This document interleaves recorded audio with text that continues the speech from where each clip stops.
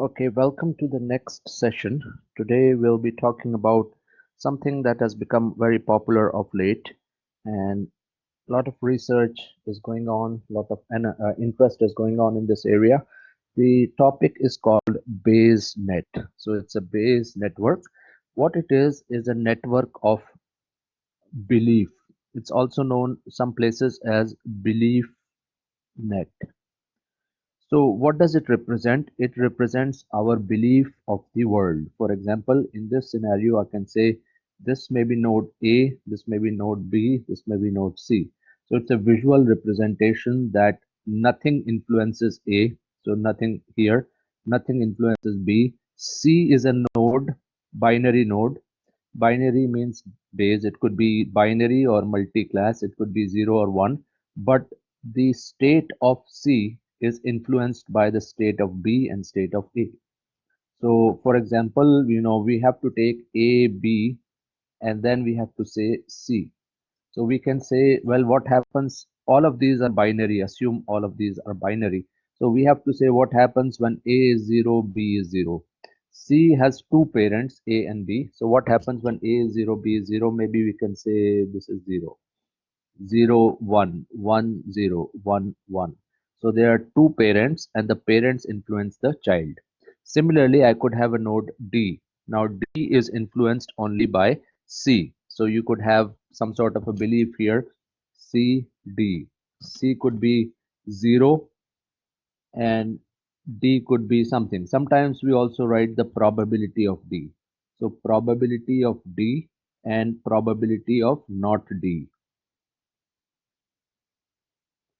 Sometimes we write it like this. So in this case, we can say if C, the parent is 0, then the probability of child being true, maybe it is 60%. Child being false would obviously be 40%. If 1, then you can say this is 30% and this is 70%. So we could have a Bayes network which says the state of the parent and the probability. This means the probability of D. This means the probability of not D. So we have this sort of a belief net. And why is it called belief net or Bayes net? Because we have a visual representation of our belief and we can trace the situation as we go along. So first of all, to figure out this whole thing, we need to talk about something called conditional independence. So earlier we had talked about, dependence, independence. So I hope you remember that what happens when A and B are independent. So what happens in that case? Probability of A, B, which is probability of A intersection B, also known as probability of, this will be equal to probability of A multiplied by probability of B, which means A and B do not influence each other. So probability of A uh, and B is equal to probability of A, probability of B. So this is and, this is not intersection. Sorry, some people think that's intersection. Probability of A and B. So visually we can represent it as A, B. They have nothing in common. So suppose I tell you A and B and A and B. So I need to make this like perfectly this. Otherwise there would be some miscommunication. This is this for total independence. I need to emphasize this. In this class, we will talk about conditional independence. That's a very important and interesting topic. So before we go ahead, we need to study a little bit or recap something called joint probability. So suppose there are three parents, A, B, C. All of them influence a child. So this is all of them influence this person. The child is D, for example. So we can say, okay, everything of these is binary. Both of them are 0, 1. This is also 0, 1. This is also 0, 1. Now we can say, suppose A is 0, B is 0, C is 0. Then what is the probability of D This means the probability of D. Another way to say this is probability of D equal to 1 or D being true. That would be, for example, 10%. So this means that if the parents are in a false, false, false state, the probability of D being in a true state is this. So obviously probability of D not D will be 90%. I hope this is clear. Now that's fine, but we need to kind of notice something else. We need to say the parents, which is A, B, C, can be in how many possible states. So you can say all zeros up to all ones. So how many such cases are there? How many such entries would be there? Well, you can easily see there will be 2 power 3 entries. And probability of D, you have to figure this out. So probability of D can be here 10%, 20%, and so on. Now there is a fact that probability of D, the total probability of D should be equal to what? 1.0, summing every possible case, because D can be true. So it's actually like this: probability of D given A0, B0, C0. That is one case, plus probability of D second case. So all this has to up to 1.0. So that means 2 power 3, if you, even if you do not give me the last entry, I can work around it. So 2 power 3 minus 1 is the number of parameters. As I said, why is it so? Because D, the probability of D being true has to be one of these, one of these. So it's like probability of D, and probability of D could be probability of D given ABC plus so on. So you could plus on and on. So you could say this. So parameters for this case is 2 power 3 minus 1.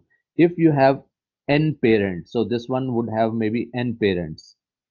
In that case, the number of parameters needed will be 2 power n minus 1. So this tells us that, state of the parent, state or probability of the child being true or false. So this is an important thing you have to understand. Now, we have talked about independence before. So independence simply means A and B are independent if any of the following holds true. They are actually equivalent. So probability of A and B is equal to probability of A multiplied by probability of B. That's one way of saying it. The second way is probability of A given B has happened should be probability of A. Why? Because it does not matter whether B has happened or not, A remains the same. The second thing is probability of B given A, the other way around is probability of B. So all these are equivalent or different ways to say the same thing. Okay, I hope this is clear to you. Independence. Now this is total independence. Understand this. Now total independence is, what can you do with total independence? Suppose there are three variables A, B, C, all of them are binary. So how would I determine that what is the probability of A, B, C? This means A true, B true, C true is equal to probability of A, probability of B, probability of C, because A, B, C are independent. So if I say what's the, so they have no dependency. So these are three independent variables. It's an example of three independent variables. So it should be very clear to you what is independent variable. So we give various examples to figure out independent variables. Now in our discussion, we will, okay, another way. So we are talking about a lot of ways of the same thing.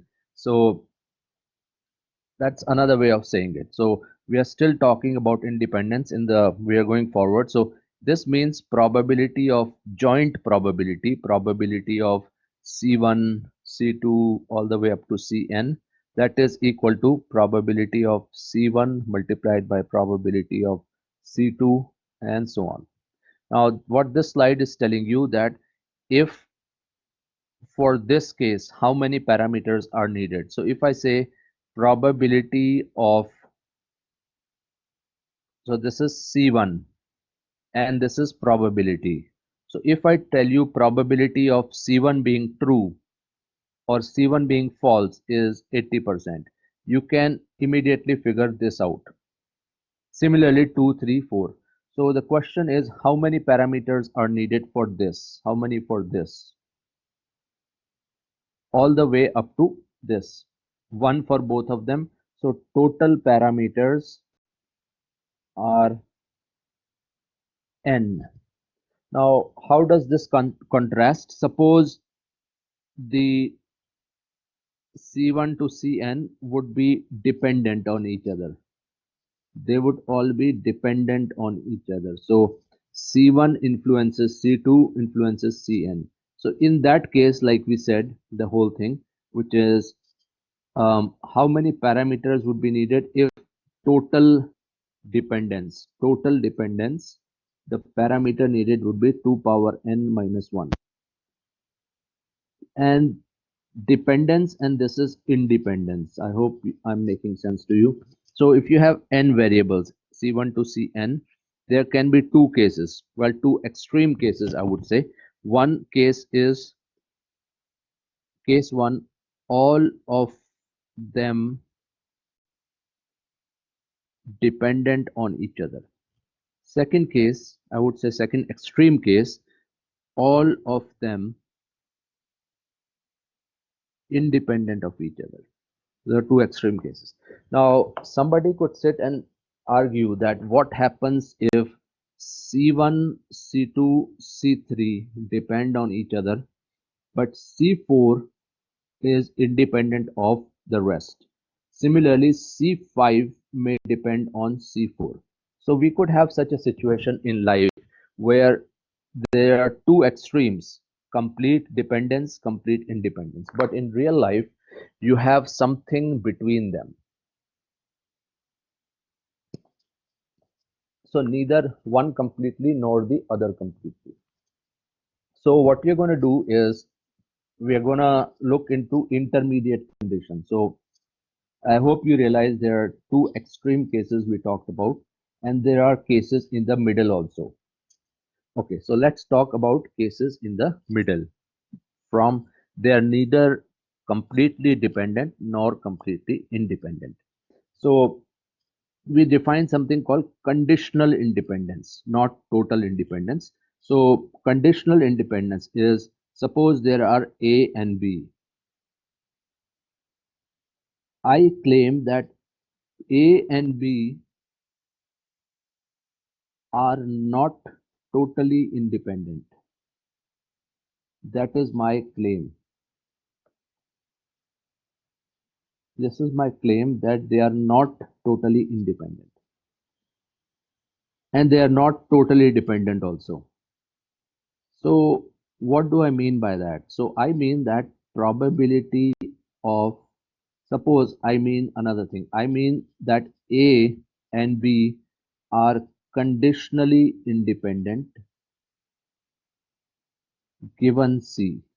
That could be a scenario.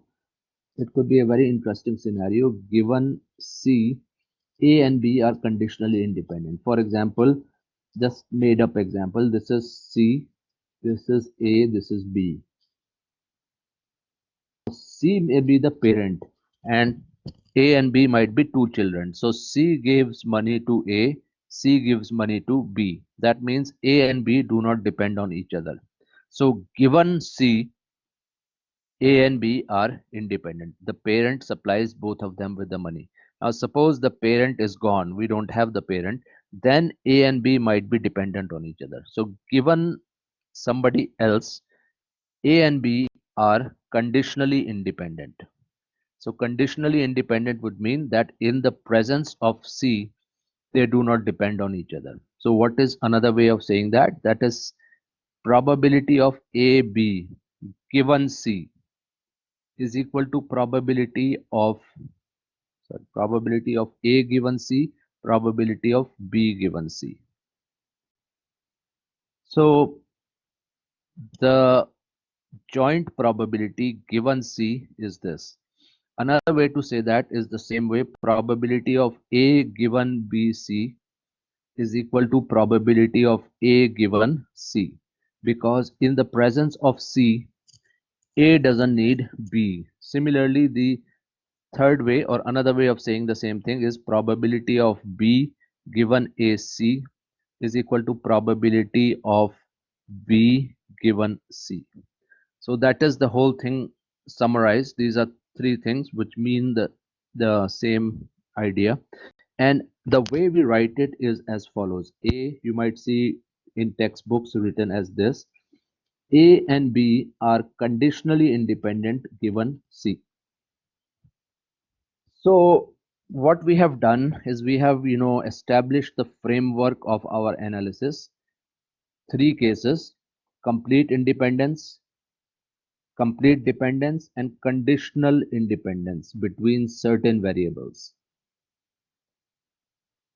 Independence, conditional independence, and sorry, I should say this is total dependence maybe, and total independence. So this is the scenario that we are working with. So if you understood this, then you have kind of understood the basic idea of BaseNet. How will we proceed with BaseNet? So this is the idea. Conditional independence makes more sense in real life because you do not have the extreme cases. You have cases that are middle.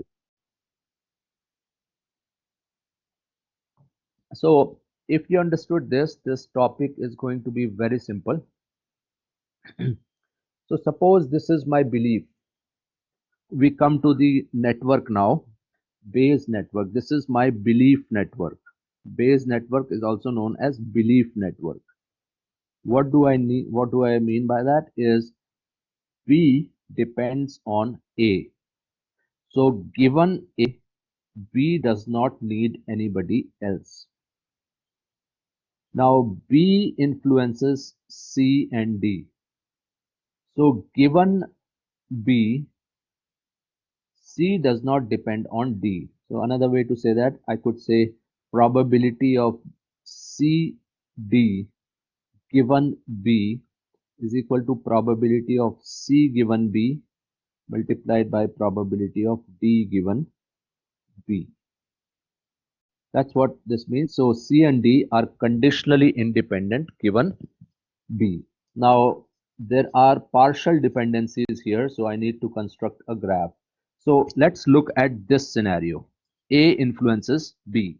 So for example, if I could say if the parent is false, or the parent is false, the probability of child being true is 60%. So you could have A, which is the parent, probability of, sorry, this is the case where we are talking about the parent node. This uh, table represents the scenario for A. So probability of A, like I said, A does not depend on anyone. So probability of A is 60%. So what's the probability of not A? Well, 40%. It is like, saying what is the probability it will rain tomorrow? So I say probability of raining is 60%. Probability of not raining will automatically be 40%. So that's what the first table is telling you. A is independent of everyone. A does not need anybody else. Now B depends on A. Now you have to make a table, which is you have to say, let's say A, B, and then you can figure out the probability of something, probability of this scenario, probability of this scenario. So you can say 0, 0. What's the probability of 0, 0? You can say 0.01%. So this means then what is the probability of 0, the parent in the same state, and B being 1? Well, you can obviously figure out it is 99%. Now, this is for A equal to 0. You could also have the same table as this. and you can figure out the probability. Suppose A is 1. The probability of B being 0 may be 70%. Then probability the parent in the same state, child being 1, is 30%. I hope this is clear. So how many parameters would be needed here? So number of parameters needed here would be 1, because if you tell me probability of A, I can figure out probability of not A. For this case, how many parameters are needed? So this is not a parameter because this can be obtained by 1 minus 0.01. So this is not a parameter, this is not a parameter. So it is 2 plus 2, sorry, 1 plus 1, 2. Two parameters are needed for B, and I hope you understand how. So two parameters are needed for B because the parent could be in the 0 state or parent could be in the 1 state. As a recap or reminder, everything is Boolean here. So, and I want to build it up for later, 2 power 1 if a node has one parent. Now let's look at C. C and D would always, of course, be the same thing because you're going to make a table for B, C, and you're going to make a table for probability. So if B is 0, C being 0, B is 0, C is 0 is 0.02%. So B is 0, C 1. You don't have to, nobody has to tell me that because this will be 1 minus 0.02. So this is not a parameter. This is one parameter. Then I'm going to look at B, C, P. So B1, C0. The probability of that, suppose they have given me, and I know I'm working with D, but you can work. Let's say this is D. Let's just for the sake of completeness, this is D. So probability of B being true and D being false is 0.05. Then B being in the same state, D being 1 will be simply 1 minus 0.05. So this is not a parameter. This is a parameter. So again, this node has one parent, so it will be 2 power 1. This node has also one parent, so 2 power 1. So if I say here is the network, Bayes network, how many parameters are needed for this Bayes network? So 1 for the top guy, 2 for B, 2 for C, and 2 for D. So 6 plus 1, 7 parameters. Now this is for the quiz and the exam. If A, B, C, D were totally dependent, how many parameters? Well, you could say I'm going to make a table A, B, C, D. I'm going to say everything is dependent on each other. I'm going to say what is the probability of that. So 0, 0, 0, 0. Probability of that may be 5%. Then 0, 0, 0, 1, maybe 8%, and so on. I'm going to fill this table until everything is 1. So how many rows will be there in this table? Obviously 2 power 4. The last one is not needed because last one I can figure it out myself. So 2 power 4 minus 1 would be total dependence, which is 15. Now assume total independence. In case of total independence, probability of A, B, C, D is simply probability of A, probability of B, probability of C, probability of D. So how many parameters for each? 1, 1, 1, 1. Total parameter 4. So total dependence 15. With this network, my belief net, it is 7. For total independence, it will be 4. So it's nice to be able to compare. And again, if you are not clear, please stop this video and go through this again and see if it makes sense to you. So, and if it does, well, that's probably all that you will need to know, and you will be through this lecture very easily. So again, this is the one that I talked about. This is the same idea here. And this also tells you the same idea that I talked about. So these tables are known as conditional probability tables, also known as CPT. So you might hear people use this term CPT, which is parent state probability of child, or child state. So you could say, okay, parent A and B. So if you have one parent, you can make a table like this, and then you can figure out the probability of this scenario. So B totally depends on A. So this idea means A influences B. B does not need anybody else given A. That is what it means. So some people write it also like probability of B given A, C, D will be probability of B given A, which means B does not need CD given A. So very interesting concept, and these tables are known as CPT, conditional probability table. And I told you all this parameter requirement. You can read this in the slides if you are more interested in it.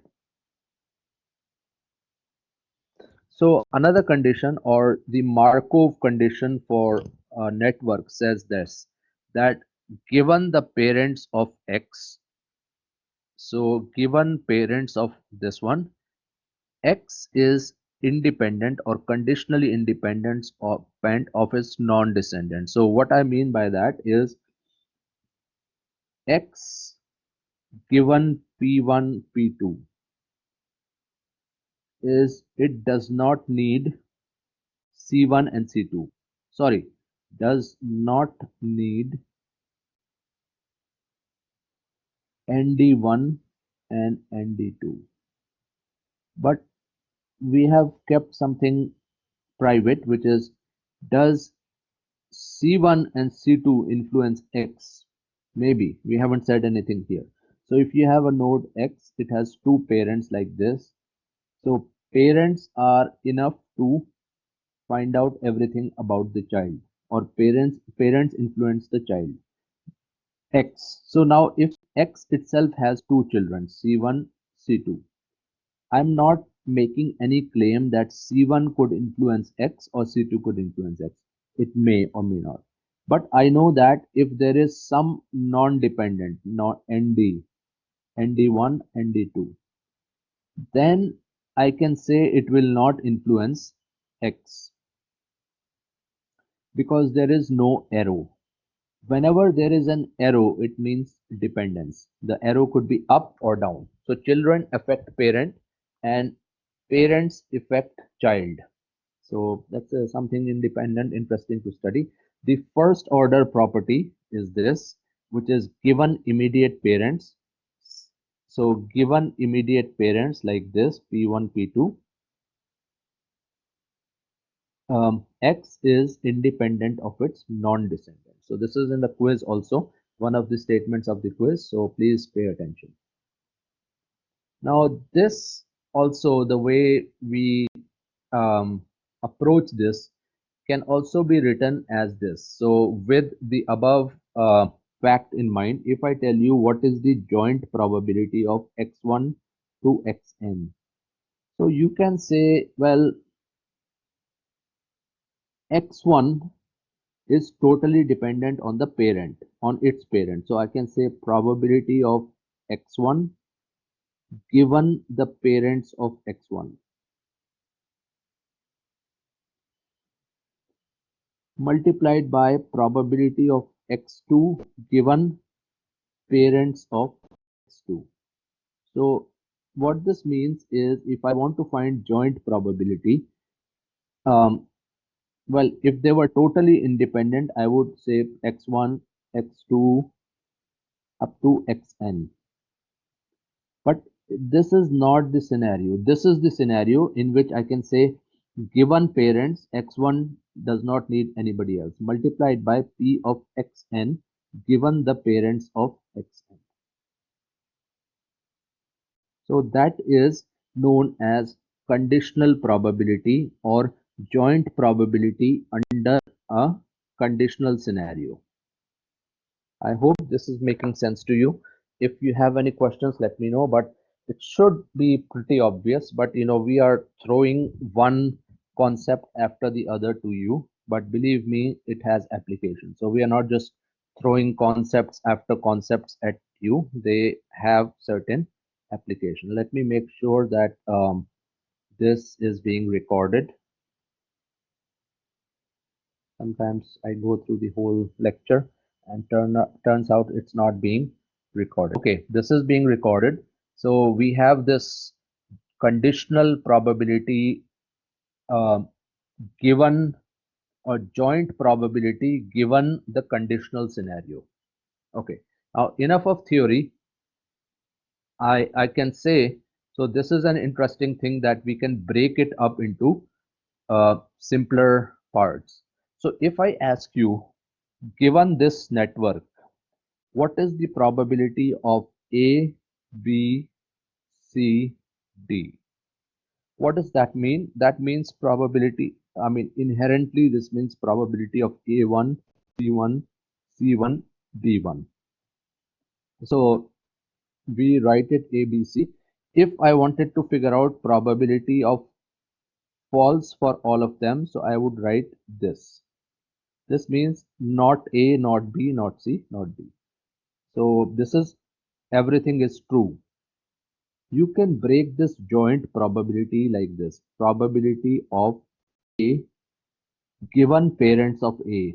A has nobody above it. So I can say this means probability of A. A has nobody above it. Now probability of B given parents of B. What is the parent of B? A. Multiplied by probability of C given parents of C. What are the parents of C? First order parent, which is B. Then similarly probability of D given B. So I can break the joint thing out as this thing, right? So we can break the whole thing as constituent parts or simpler terms. Now I can look up for these values, I can look up the tables. So what is the probability of A? A means A true. Well, it is 40%. I can simply look this up. Probability of B being true given A is true. So B being true given A is true. What is that? 30%, 0.3. Probability of C being true given B is true. True, true, and true, true. So B and C, B and D. This is 10% and this is 95%. Now if you multiply this 0.4, 0.3, 0.1, 0.95, then you will get this as the answer. So I can tell you that the probability of A, B, C, D is equal to this much. Now if I ask you another question, what is the probability of A, not B, not C and D? So how would you figure this out? This could be one of the questions in the quiz or the exam. So you can say probability of not B given A, probability of not C given not B, because parent is in the not state. So probability of D, because I have D not the negative of D. So probability of D given not B. So in that case, I would have to look up the table. So probability of A doesn't change. It's 40%. Probability of not B given A. So probability of not B, A is true, B is false. A is true, B is false, 70%. Probability of C, so I should have made the change. So it's not C. I mean, I did not write it very clearly. Probability of not C given not B. So not C given not B. So B is false, C is false, 40%. Probability of D given not B. So B is false, D is true. B is false, D is true, 98%. So this would be this. And you can figure out the joint probability of this event. I hope this is clear. So you can work through these examples and you can say what is the probability of not A, not B, not C, not D. So all you have to do is look up the values and find the answer. Now, a side note about these tables. This is redundant. I don't need this. In this case, this is redundant and this is redundant. So as I said, in case of one parent, you require only this parameter. Here, this is redundant, this is redundant. So again, two parameters. Here, this is redundant, this is redundant. So again, two parameters. So you can figure out how I'm proceeding. So the total number of parameters for this scenario is 1 plus 2 plus 2 plus 2. 6 plus 1, 7. And then I won't go through the whole details of um, total independence and total dependence. Now, here is another practical example. I have a belief like this. This is a very common problem. It comes up in many textbooks. Burglary, earthquake. They have nobody above them. So it's like, total depends on nature. So probability of burglary at somebody's home is 0.001.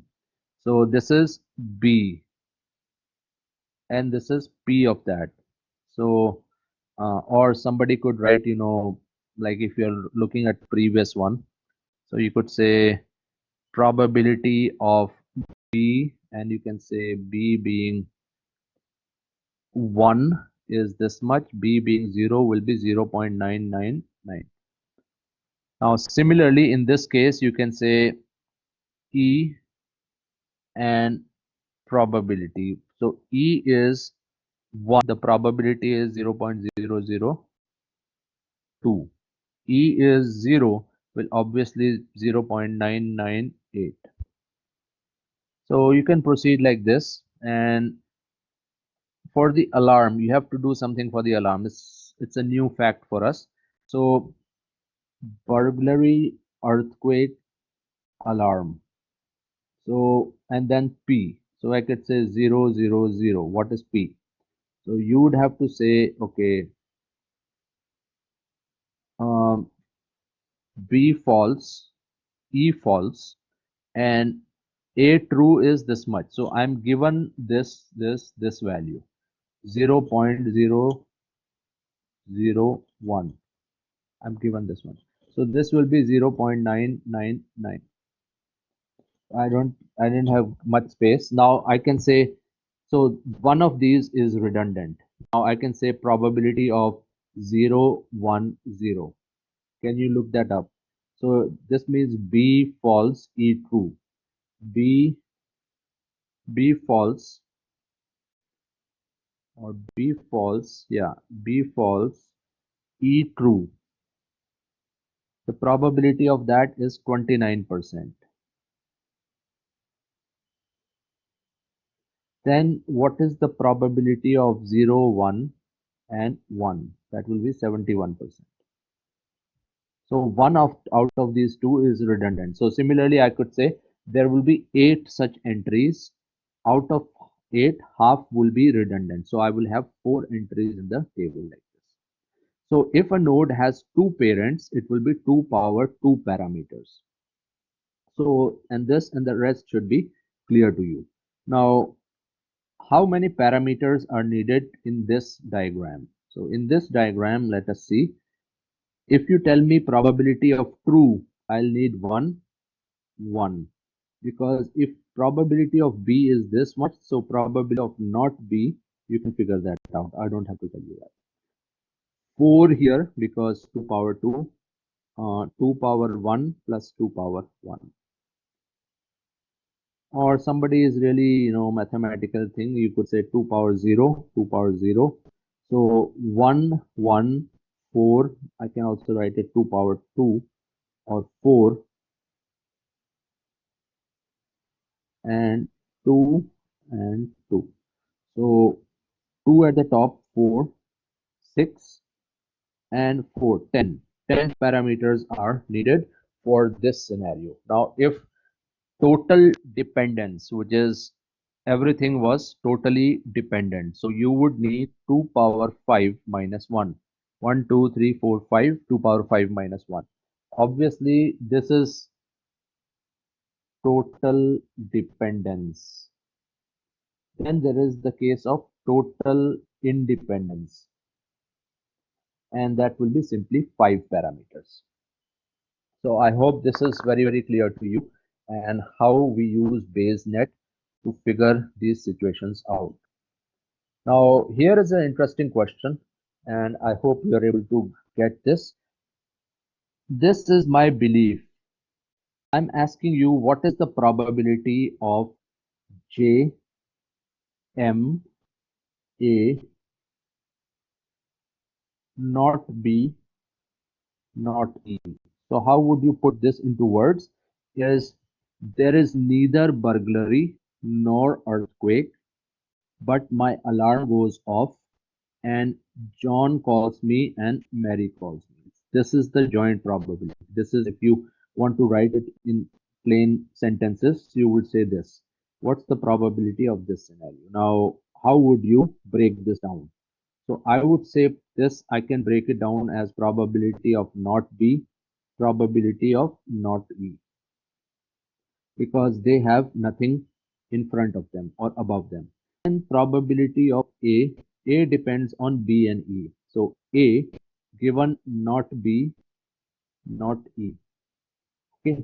Then then probability of J given A and probability of M given A. Okay, let's figure this out. So probability of not B, well, it is 0.999. Probability of not E, 0.998. Probability of A, okay, A is true given false and false. False, false, A true is 0.001, 0.001. Then A true and J true, 0.90. A true, M true, 0.70. So that is what I have here, and you can plug in these values and you will get the answer right here.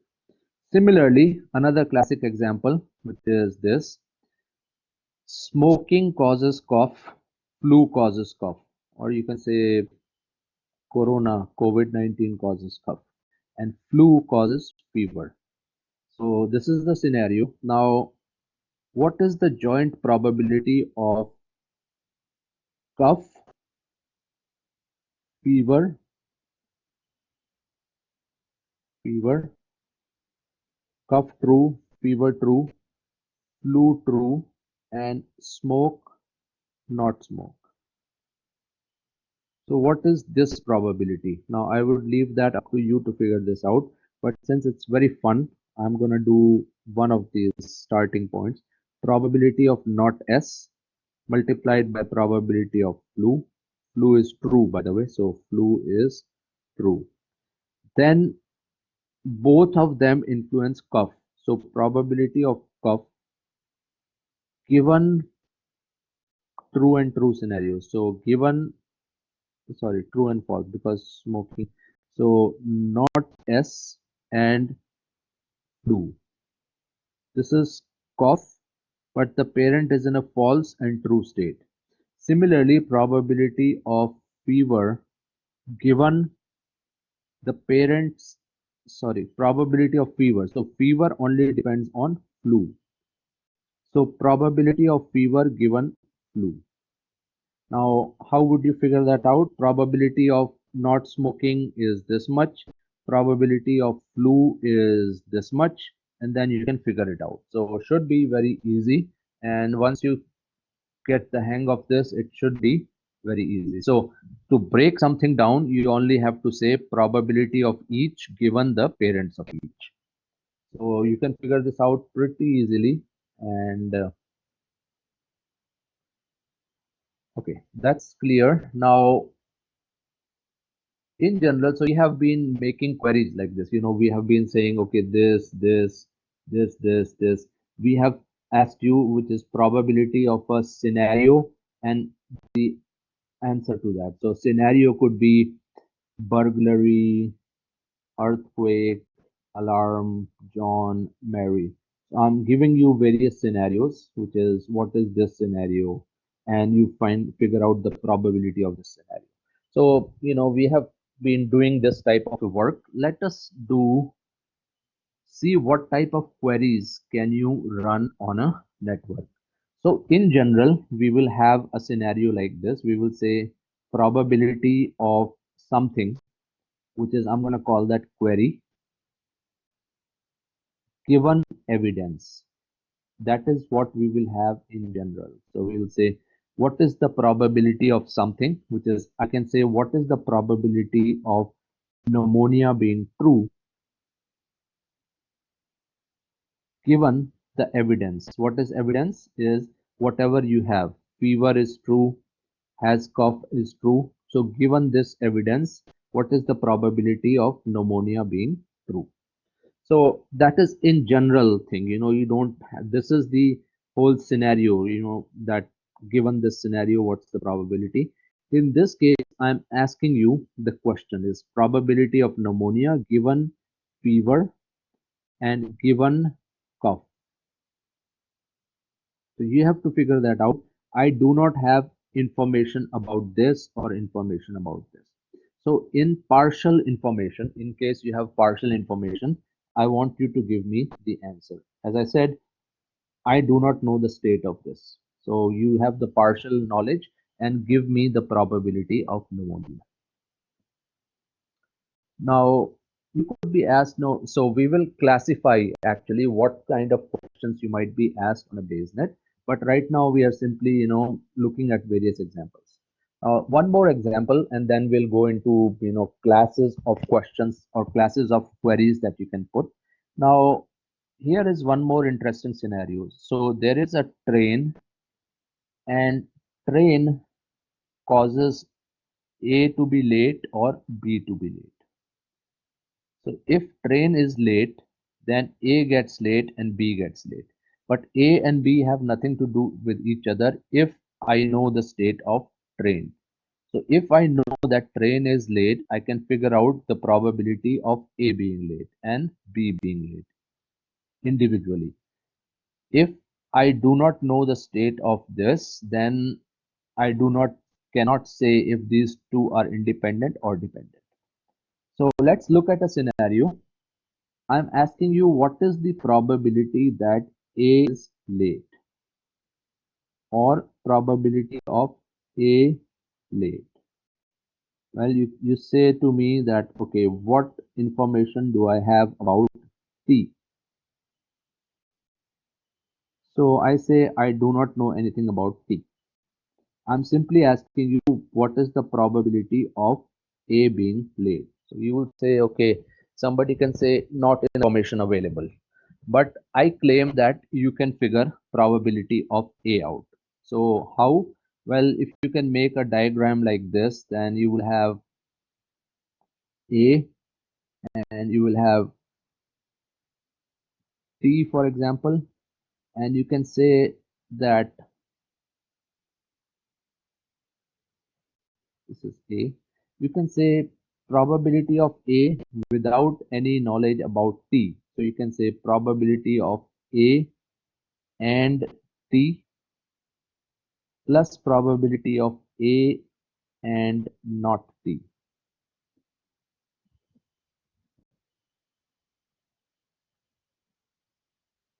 Now, if you remember our old discussion and conditional probability definition, I could say, break this down, is probability of T given probability of A given T.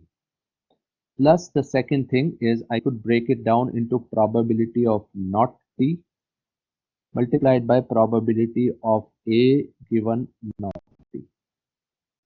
So what have we done is we have summed out t because I'm only asking you this question. I have no information about t. Then I can sum out t. That is the meaning of summing out, which is A can be true this area plus this area. So I can say here is the first area, here is the second area. Okay. Now do I know this information? The probability of train being true is 10%. Or sorry, train being late, or I should say train strike. Train strike is 10%. Probability of A being late given train strike. A being late given train strike 80% plus probability of not train strike 90%. Probability of A given not train strike. So probability of true given not train strike, that will be equal to 10%. And with this I can figure out the total probability of A being late. Similarly, I can figure out probability of B being late. So I can say probability of B being late with train strike plus probability of B being late without train strike. And then I can break it down as probability of T and then probability of B given T plus probability of not T plus probability of B given not T. And you can figure this out. So I can figure this out, I can figure this out without any other knowledge. So I can figure P of A out and I don't know if the parent is true or false and I can figure this out. So this is known as unconditional probability of something or marginal probability. So if I say P of A, but there is a dependence, right? There is a dependence like this. But if I do not know the parent, I can figure out the unconditional probability of A. It's an important concept right here.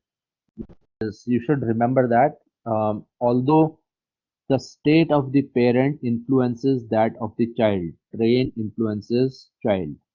But if I do not give you anything about the parent, you can still figure out probability of A. So this is a very interesting concept. You have to keep this in mind. Now, that is the worked out example here, numerical values here. So the probability or unmarginal probability is also known as unconditional probability.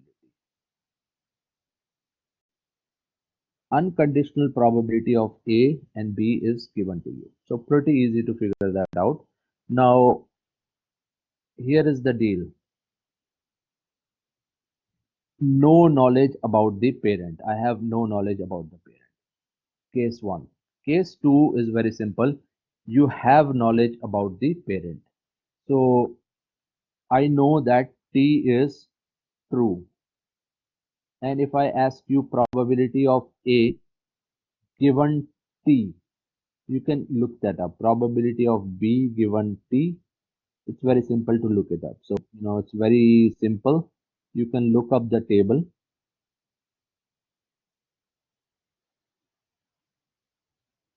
and you should be good to go. That's so case 1 we said no info about T. Easy. I mean not easy, but this is called unconditional probability. I can figure P of A out by unconditional. Second case is info about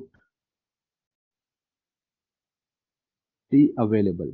So I can still figure out P of A in a simple manner by look up the table. Now the third case will be more interesting is suppose I want to find probability of A. I have no knowledge about P of T. I have no knowledge. but I do have knowledge about P of B. So my question is, does knowing B influence knowledge of A? If you want to see this, does this mean B will influence T and T will influence A? Does that happen? Which is, it's a very interesting, I have knowledge about this. Does this influence this? And then does it influence this? Let's see. So for this, we have to go back to remember this one. A being late unconditional is 17% and B being late is 51%. So I have to remember that probability of A unconditional is 17%. Probability of B unconditional is 51%. From where I got this? I got it from here. So we have this scenario. Now I know that prob probability of B is, suppose we know that student A was late. So I know that this guy is late. How does it revise the probability of train being late and student B being late? So I know that A event is true. Does that influence probability of T given A? Unconditional probability of T is 10%. But now what is this value? Kind of, you know, we are going from child to parent. We have always gone from parent to child, but we are going from child to parent. So how would you do this? Well, we could have a lot of fun in class doing this. And this can be done by, first of all, using the Bayes equation. Bayes equation says reverse this divided by P of A. Okay. Now that is what this means. So what is unconditional of T? You will say 10%. The numerator is easy to figure out. Probability of A given T is true. So this is, T is true, train strike is true, A is true, 80%. We know that 10%, 80%. Pretty easy. What is the unconditional probability of A? Okay, what is the unconditional probability of A? 17% divided by 17%. So this gives me the total answer. So probability of T given A, probability of T given A is this much, like I told you, 0.47. Now somebody can ask, has dependency flown from here to here? We know that it flows from here to here, but has dependency traveled from here to here, child to parent? Well, obviously, because without any knowledge, the probability of train strike is 10%. So if I say that A did not influence T, there was no influence, then probability of T given A would be probability of T. If that is the case, then T does not need A. But now probability of T given A is not equal to probability of T. What does that tell you? That the child has influenced the parent. Now the new probability of train strike is 47%. So this table is no more true now. So train strike, the probability of train strike being true has now become 47%. And train strike being false, of course, will be 53%. So now this table is useless. I'm going to work with this table because the earlier table is no longer valid. Now, what is the probability of B given A is late? Okay, we know that A is late. You know what? So what will be the probability of this? Well, I don't really think in the theory that A directly influences B. So I'm going to say probability of B given T. Okay, so what will that come out to be? Probability of B being late given T is true. So you will figure that out as probability of T and multiplied by, sorry, this is probability of B and T numerator divided by P of T. What is P of B and T? So B true, T true.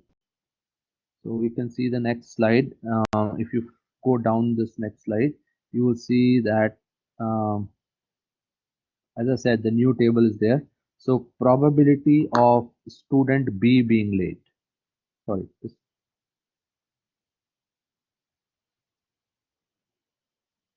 Okay. So this is the case, but still we do not know T. Here is this case. This is not valid anymore because I don't know for sure about T, whether T has happened or not, but I know the new probability of T, which is 47%.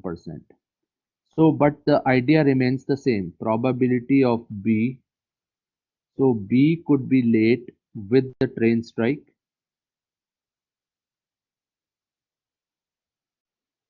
or B could be late without the train strike.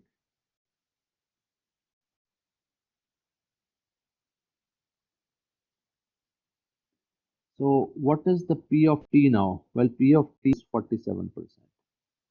Then what is B given T? So probability of T being true and B being true. True, true. 80, what is that?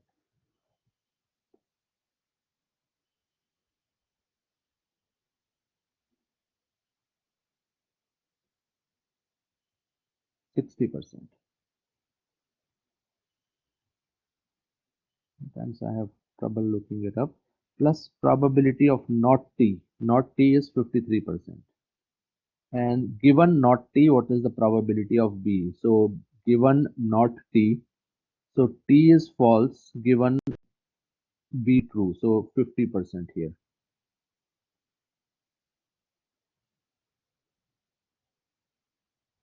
That will give you the new answer. So this becomes 55% now. Now, if you look back and what we started is this. This is 10%, but if A happens, this becomes 47%. B is 51%, but now B becomes 55%.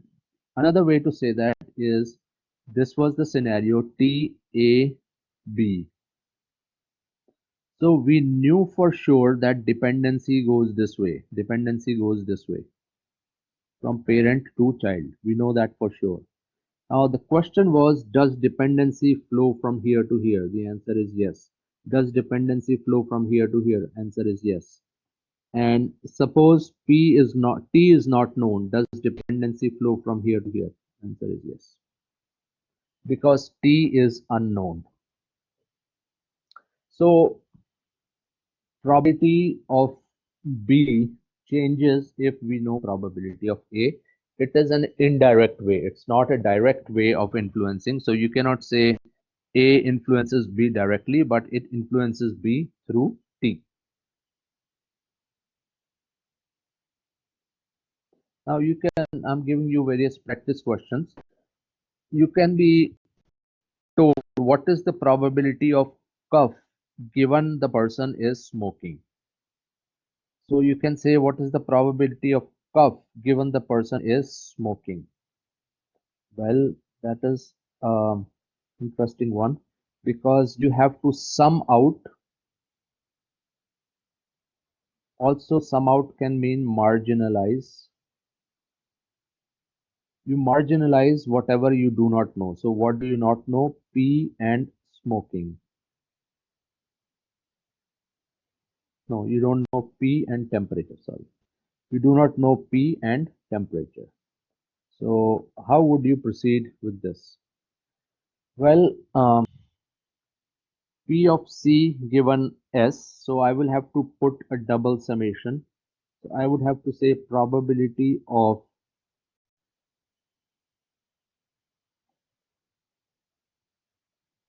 okay. So now it turns out that I am talking about cough and smoking is known to me. Actually, I don't need to sum out over T because T does not influence cough. So I am going to sum out over P and probability of C and T given S. So summing it out means this probability of sorry probability over all P this. So P could be 0 or P could be 1. Well, I need to have a better notation. This is capital P and summation over capital P. This means probability of cough given P S plus probability of cough and not P given S.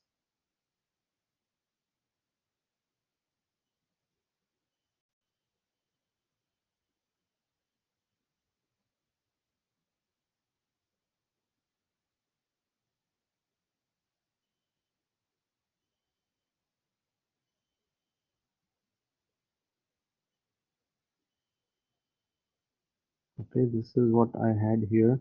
Yeah, so this is right. So I'm summing up over all cases of this. So what do you do here is how do you break this down? Well, you break it down as CP given S. So S is given C and P. CP given S. So what you can break it down as probability of P and then probability of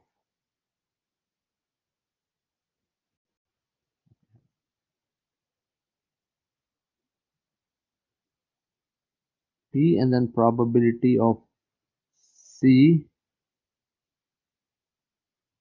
given sorry, the other way around, probability of cuff given S and P plus probability of not P, which is I'm saying not P right here, multiplied by probability of cuff given S and not P. So hopefully this is the right answer. Yeah, probability of P given this, probability P not S. So this is right. Now can I figure these values out? Well, obviously you can say probability of P is given here 10%. Probability of C given S and P. Probability of C being true given S and P. S is true, S is true, and P is true. Yes and true. And then this will be 0.95. This term right here, and you can keep looking those up and you will find the answer as following. So this is answer right here. So what did we do here? Well, this is apart from the math and the summing out that we did, we figured out the probability of C given S. So the key point to note is whatever you do not know, sum it out. Sum out whatever you do not know. The technical way to say that is marginalize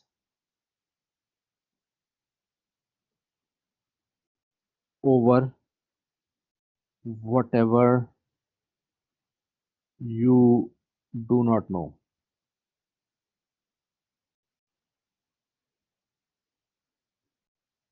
That's the concept right here. So again, there will be a lot of such practice questions. You can keep practicing them. Again, we have to do find out this. Find out this case. What is probability of cough given uh, smoking true and pneumonia false? This would be a very easy question because you can simply look it up in the table. Now the tough question will be probability of cough. Figure out probability of cough. You do not know this and you do not know this. So what do? You say probability of cough and P and S two summations, summation over all P, summation over all S. So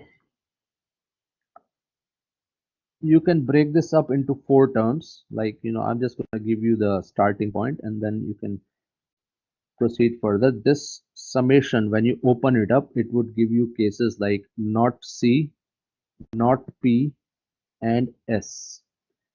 Plus the second term is not C, P given S. Plus the third term would be C not P given S. The fourth term will be probability of P given S. So C and P I have to sum out over this. Now what would the first term break it down as? Well, this would break it down as probability of, did I do something wrong? Yeah, I did something wrong. So it should not be C. I should not sum out over C. C is already uh, known to me. So I should say C given not P not S, C given not P and S, C given P and not S, and C and P and S. Okay, C always is true.